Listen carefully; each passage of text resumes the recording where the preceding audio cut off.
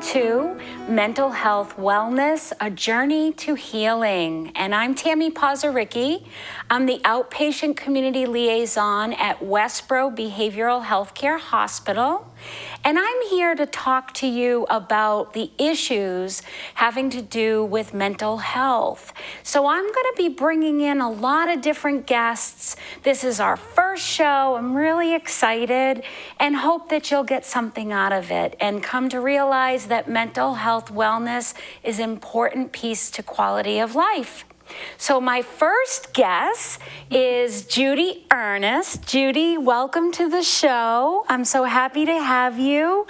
And Judi's assistance dog, Gilbert. And Gilbert is using me as a pillow right now, taking a nap. Welcome, Judi. Thank you for having us. Yeah, so Judi, can you start by just kind of explaining what you do at Westborough Behavioral Healthcare Hospital and how you came to have a position there? Well, I have been at, or I should say, we have been here for about 3 months now. And what brought us here was we had a family friend that was close to us that went into the hospital. And I had gone in to check in, and I had offered, hey, I have Gilbert. Would you like to meet him? Would the patients like to meet him? And, you know, they had to do all that Corey check and everything. And a few months later, we ended up going in, and now I'm working here. Or we are. So it's been interesting because Gilbert's the first assistance dog that the hospital's had. So basically our day is just going to the different units, doing groups, just, a space for everybody to be able to pet Gilbert, love Gilbert, take a little nap with Gilbert, kind of anything that Gilbert allows. And I hear him snoring right now. You must work him to the bone at work. This is how he works. Do not let him kid you. He will lay like this and then stand up and yawn. And you'll be like, really? You've just been sleeping. He has an easy job, right? He does, but he takes a lot of it in. So tell us about what kind of training and what kind of dog an assistance dog is. Okay. So maybe a decade ago at this point, I had gone to a conference and I had met another assistance dog named Wenna. And Wenna was out of the Tewksbury area with her handler, Lori. And I thought it was a wonderful thing to bring a dog in to a counseling and to be supportive. And at that time I was working at a rape crisis center, and I just thought it would be great to add Gilbert into my toolbox. And what ended up happening was I had found Needs out of Princeton, Mass., and they train amazing service dogs. However, Gilbert is not a service dog, even though we are ADA certified as a service dog team, but he is a working dog, which makes him a facility dog. So he went through close to 2 years of training. He was born and bred to do this type of work. The snoring has adapted. Hope the audience can hear us over the snoring. I always joke with people saying, that's not me making those noises, it's him. But he went through, like I was saying, almost 2 years of training. He knows, I think, close to over 100 commands. Wow. Because when he's being trained, they don't know who he's going to. Right. So I didn't get to choose him. I didn't get to choose his name or anything. So I had applied and wrote down what I was doing, what I was looking for him to do. And then I was paired up with him. And it was amazing. It was almost like, the birth of a child, You've been, matched with this dog. That's super exciting. And I only knew his name and his birth date until the day I went into the handler training, which was the first time I met him. Wow. So that's wonderful. So so you say 100 different commands. So what are some of the commands that he does on a regular basis that you have to instruct him to do? When he's working, he needs permission to go to the bathroom. He needs permission to talk. He can, with commands, turn on and off a light. We don't really use that much because he'll, with his paws, without it being, plexiglassed around it or something.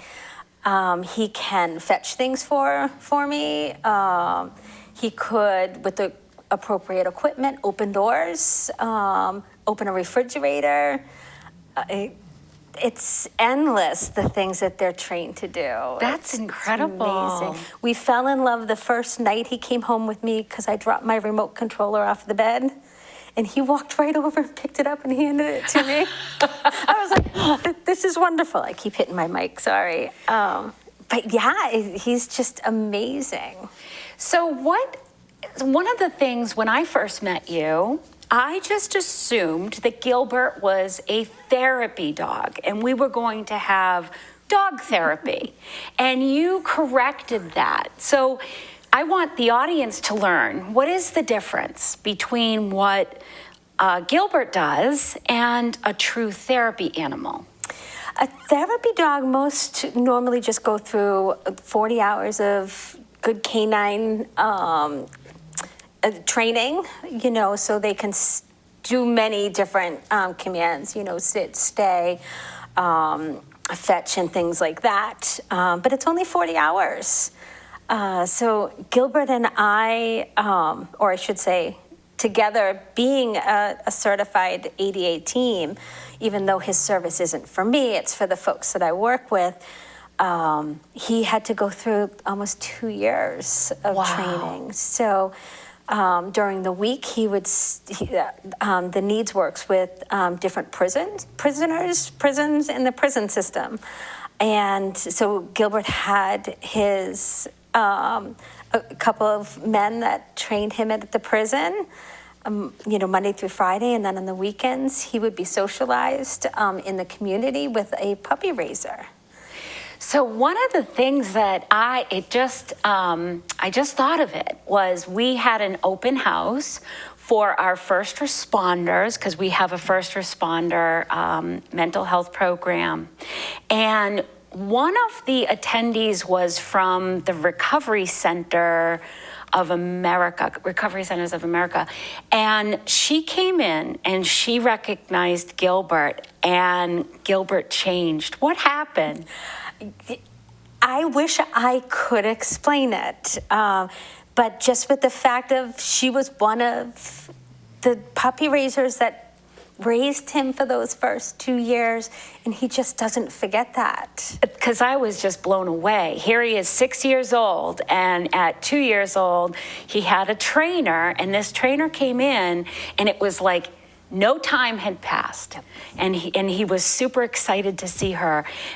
We all witnessed that, so that was pretty neat. And the fact that he responded to her commands amazed me. Because, normally he just listens to me mostly. And then, he tried like jumping up at her to give her kisses. And she's like, oh, you know better, and corrected him. And he listened like that. I mean, so what makes it different from when Gilbert is at work and he's doing groups and when he's not working? And does he play? I mean, does he have these two, like we do, work and play? Does he do the same thing? He does. When he gets home, we take off his vest, we tell him it's free time, and he's a dog. He's just a dog. He reminds me of Tigger, and he bounces.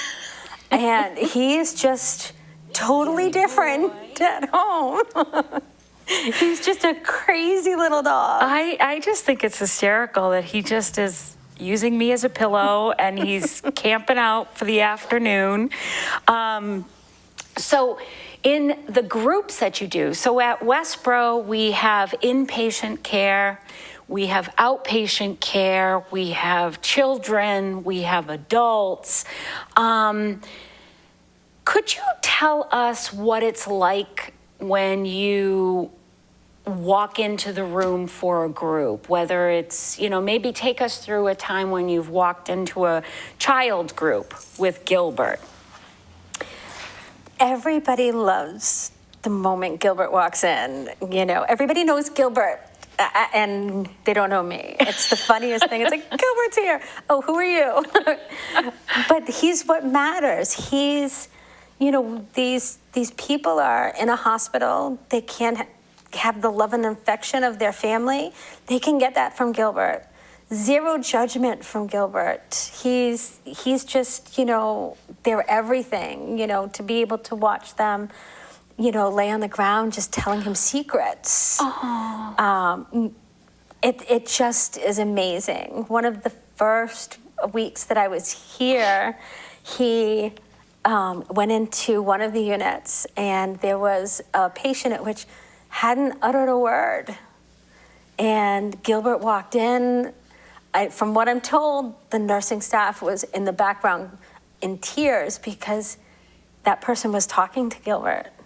Oh my And gosh. they had never heard the person speak a word. And it just developed over, the days that they were together. So there's things that we can't even put into words that a dog can do, especially, seeing the folks, especially the kids, because they really, can't love and hug and give that affection because their family's not here. And with Gilbert, they can. That is so rewarding. It must be so rewarding. Have you ever had anyone in the hospital not want to engage? Like, I'm sure some people are afraid of dogs, right? So what's it like during that time? Because of course, they're there trying to get well, and if they have past trauma, so do you have to sort of clarify who likes dogs, who doesn't like dogs, that type of thing? When I've been told if somebody has an allergy or something, we might move to a different unit for the unit to still be able to see Gilbert and still be mindful of that person. There are folks that don't like dogs. They might have been bitten or hurt. And we've had a few of them on the unit that is like, no, I'm not going there. And some time goes by and they're petting Gilbert and coming up to him. And so they get desensitized with that because of his presence. He's around a lot. Yes. And then they find, wow, Gilbert's just a gentle soul. Yeah, they might get encouragement from other folks. He's not going to bite you. He's not going to hurt you. And we might get a just... finger top. But that's developed over time. Right. And there was one person that just wanted nothing to do with Gilbert, and then one day, because Gilbert will just basically lay in the middle of the floor, and folks will go over to him unless he identifies somebody needs him. But this one person just walked up one day, just one finger touched him. I was like, wow. We were all looking at each other like, you saw that, right? Yeah, so does he pick up on, you just said identifying someone that needs him, sort of in that, wasn't the exact words you used, but what is that like? Like, how does Gilbert identify? There's just something in his mannerism, how he was bred, how he was trained, that if somebody needs him, he knows. He'll just go up to them.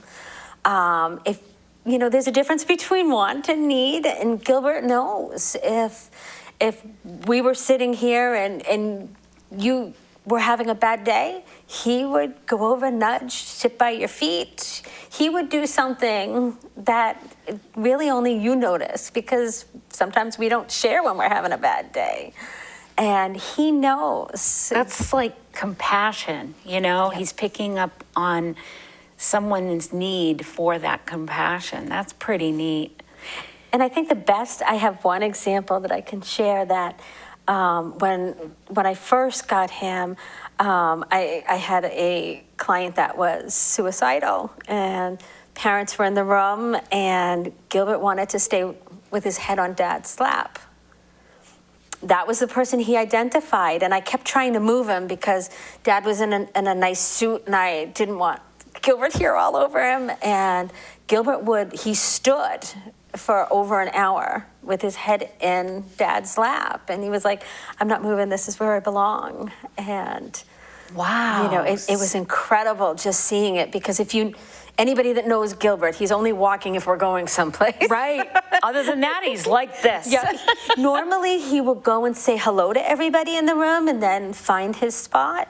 But this was just, it was unique situation, because in my mind, it was the patient that needed the assistance, but Dad needed it. Isn't that something? Yeah. I think that's fabulous. So tell us a little bit more, if you don't mind, about your story and your interest in the mental health field. Well, I worked in a rape crisis center for almost 15 years. So there's mental health in that.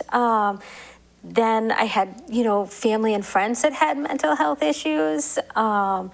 And my husband's a Desert Storm vet, and has 99% of all the Gulf War syndrome. And my brother had a 30-year addiction and lost his battle in 2016.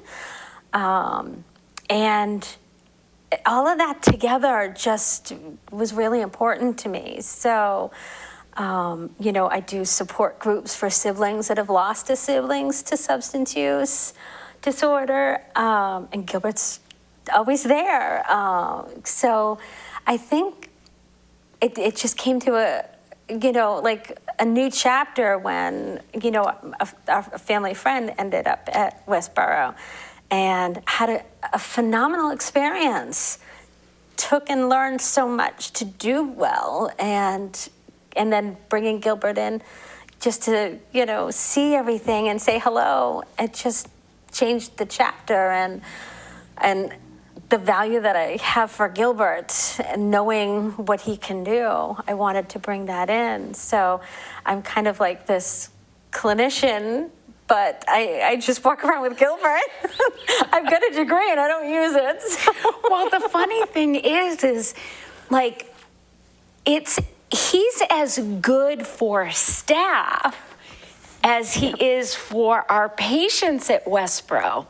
And I kind of feel bad for you sometimes, because it's like you go out into the hallway, you see Gilbert, and poor Judi is like, "Oh, hey, Judi, how are you?" But he changes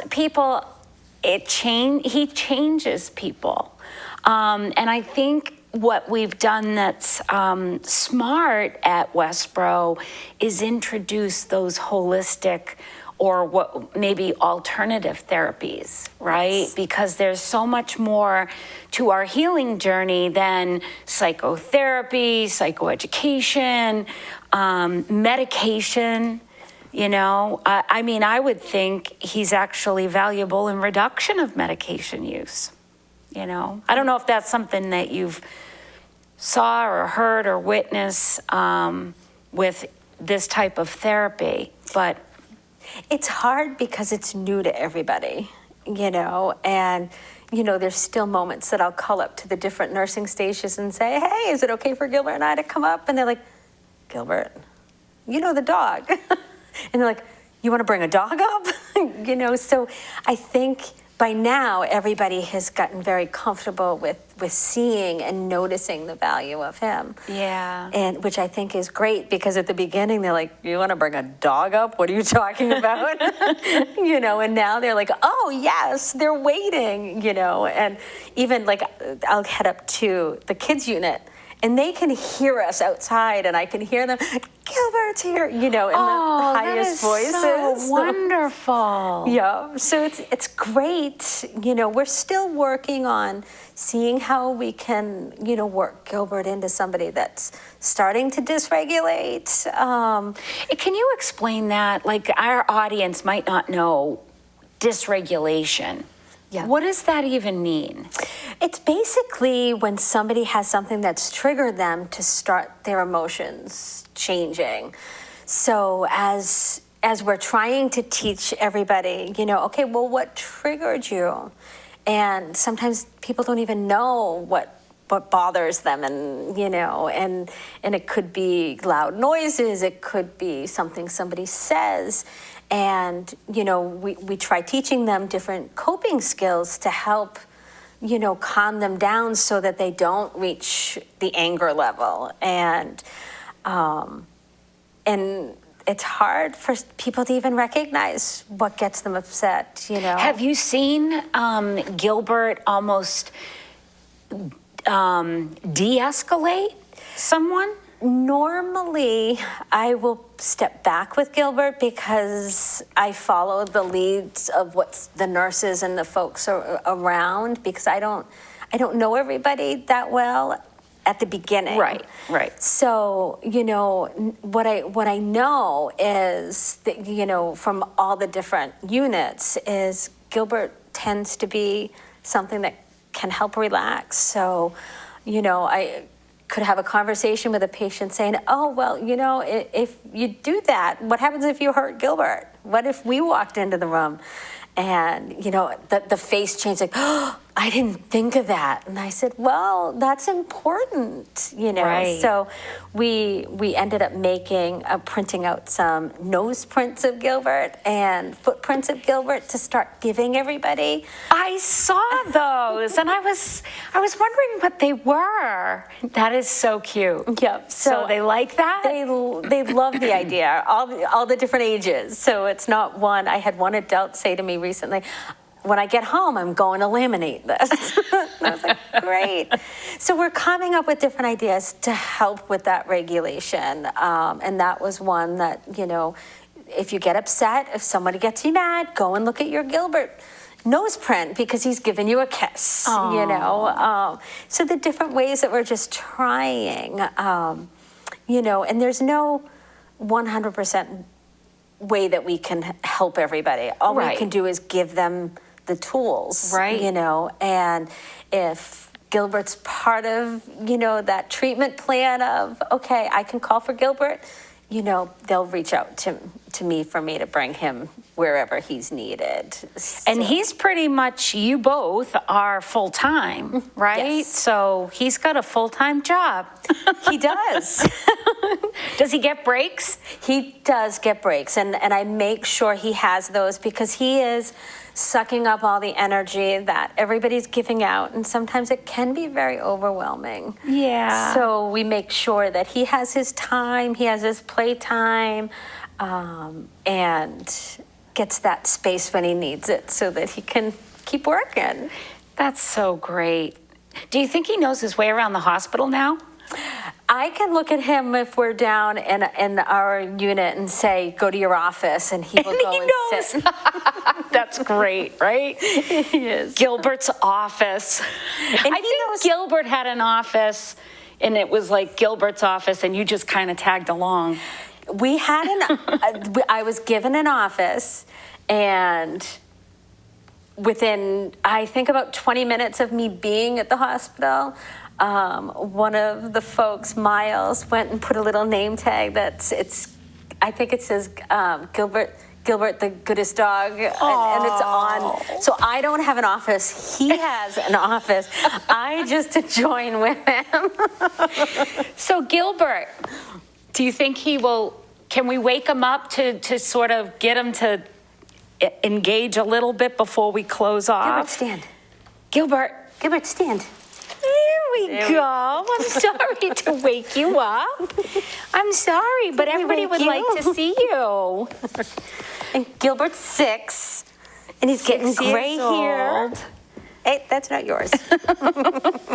Well, Judi, I want to thank you so very much for agreeing to be on our first show. My And pleasure. Gilbert, thank you for being here and being the help that you are. And we really appreciate you and all you do with Gilbert. Thank you. Thank you for having us. Sure. So thank you for attending our episode with Gilbert and Judi. And hopefully we'll get you to join us again for Mental Health Wellness, a journey to healing. Thank you.